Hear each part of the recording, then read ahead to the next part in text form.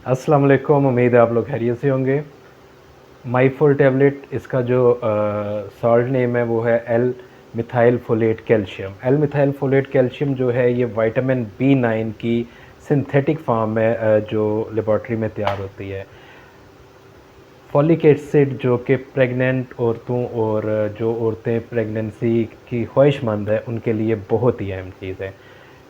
Body में और आम जो हमारा खाना है उसमें B9 विटामिन जो है वो फोलेट की फॉर्म में होता है। और ये किन चीज़ों में ज़्यादा होता है? ये जिगर में होता है, बीफ के और उसके मटन के।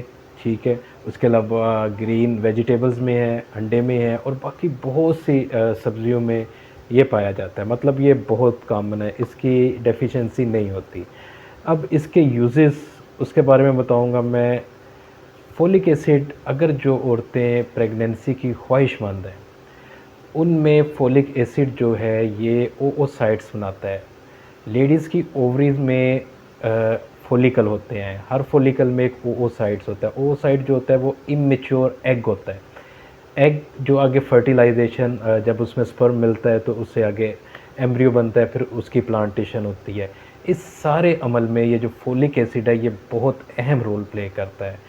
उसके बाद प्रेगनेंसी के बाद, जब प्रेगनेंसी होगी उसके बाद यही फॉलिक एसिड जो है, जिसे विटामिन B9 कहते हैं, ये बच्चे की जो ग्रोथ है, मेंटल ग्रोथ, और उसकी जो बैकबोन है और विजुअल ऑर्गन है उनकी ग्रोथ में बहुत ज़्यादा अहम रोल अदा करता है। इसमें दिमाग की डेवलपमेंट होती है, वर्टिब्रे की डेवलपमेंट होती है उसमें। इसके अलावा विटामिन B9 जो है ये मर्दों के लिए भी उतना ही अहम है जितना ये ख़वातीन के लिए अहम है। मर्दों में स्पर्म्स की प्रोडक्शन में बहुत रोल अदा करता है। लेडीज़ में जो फॉलिकल होते हैं उनको ये स्टिमुलेट करता है, एग की प्रोडक्शन करता है, एग को मैच्योर करता है, क्योंकि मैच्योर एग ही आगे जाके प्रेगनेंसी कर सकता है। अब जो लेडीज़ होती हैं जिनकी एज 35 से अबव हो जाती है उनमें ये जो फॉलिकल बनने का जो प्रोसेस है ये स्लो हो जाता है, कम हो जाता है।